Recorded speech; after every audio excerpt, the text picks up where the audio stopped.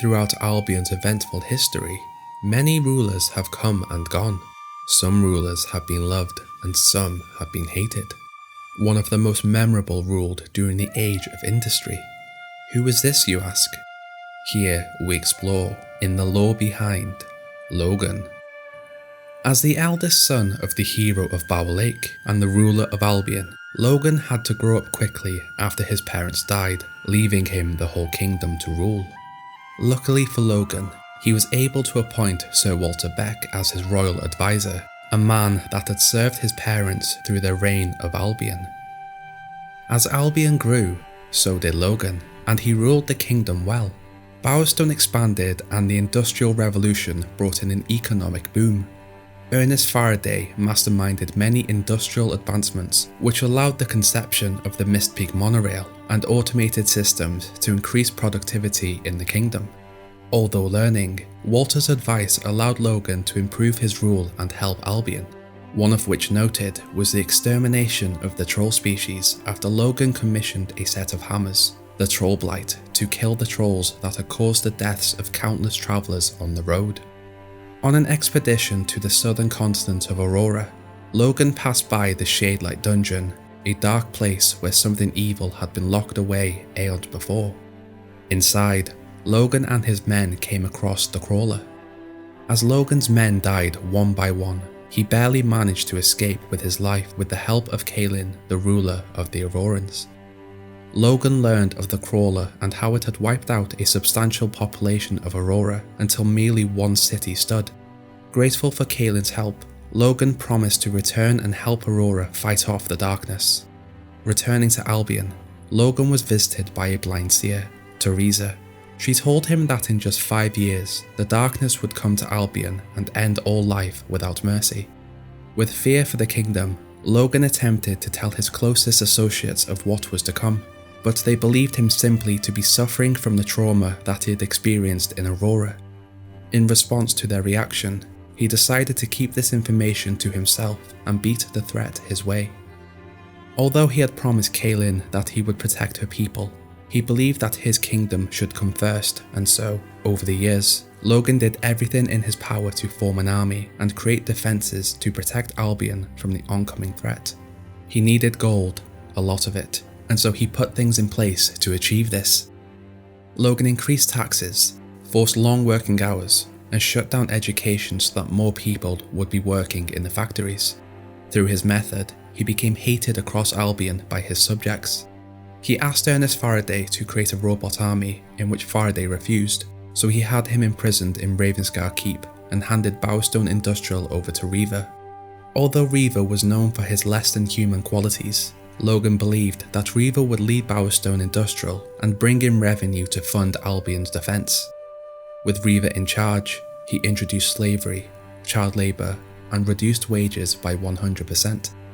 Outside of Bowerstone's walls, Logan sent soldiers that he believed not to be loyal to dangerous regions that were almost certain to result in their demise, while he kept his most loyal and strong soldiers to protect the kingdom. Logan had angered his subjects, and those that opposed him were killed. His desperation to save Albion had turned him into a tyrant, but he believed this to be better than the death of the kingdom. As the people began to turn against him, one action invoked the event that would lead to his downfall. After having a factory worker executed, an angry mob formed outside of his castle, campaigning against his rule. This mob caught the attention of Walter and Logan's younger sibling. Together, they entered the throne room after learning that Logan intended to have the mob killed. In retaliation to Walter and his siblings' insubordination, Logan ordered his sibling to choose between the lives of the mob or his childhood friend. This action on Logan's part pushing his sibling to understand that he has had to make difficult choices as a ruler, while the sibling viewed this as an unnecessary death. After this, Walter and the sibling leave the castle at night and join a revolution to overthrow the king and end the suffering, unaware that Logan was doing this for the survival of Albion. As the revolution grew, Logan continued to execute those that stood against him, hoping to keep the people working for the kingdom's survival, although his actions simply pushed more people to join the revolution. In addition to this, The young sibling had awakened heroic powers inherited by their parents, which had seemingly skipped Logan entirely. After a war, the hero leads their army to the throne room and removes Logan from power. Here, he is put on trial by those he had once ruled over. He explains that he had acted in Albion's best interest, and now he was glad to be away from the throne and the pressure to save Albion. It is not documented whether the new hero ruler chose to spare Logan or sentence him to death, but although Logan had acted in a tyrannical way, his intentions were always to save Albion, even if it meant burning it to the ground before the crawler could take it. Although Logan had been unable to put together a plan to save Albion, the new hero ruler fought against the darkness, but at a great cost. Simply a young man thrust into a position of power after his parents' death, Logan truly did everything that he could to save a kingdom that did not understand his methods. I ask Hero, was Logan a true villain or simply a desperate man trying to save his kingdom?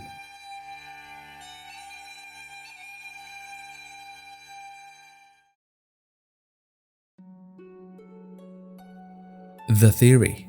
Was Logan a hero? Here, we'll be trying out something new where I'll take a theory about the Fable universe and try to attempt to make some sense of it using facts and lore from Albion. If you have any theories for future videos, let me know. Is Logan a hero?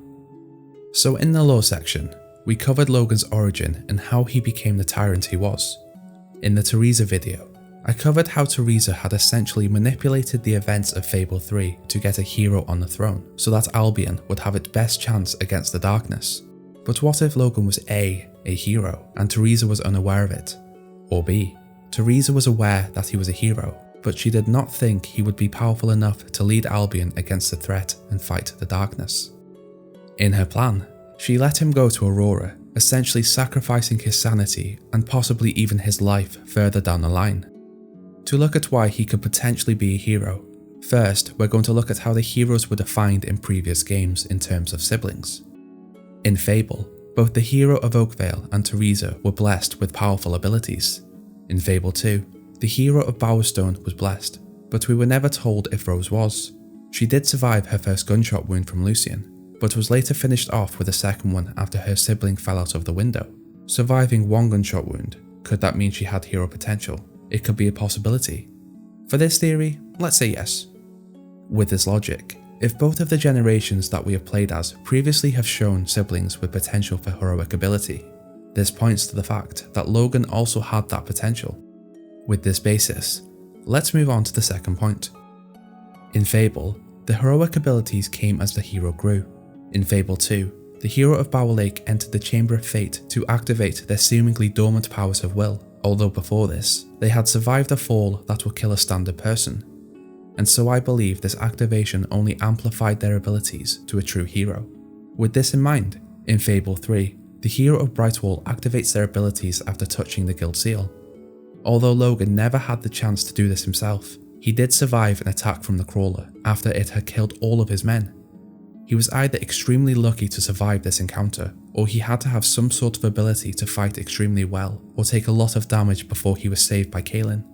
Come on, the crawler and its children wiped out a huge chunk of the Auroran population, and when Walter encountered it, an extremely skilled fighter, he is instantly weakened and eventually taken over, while Logan simply escapes.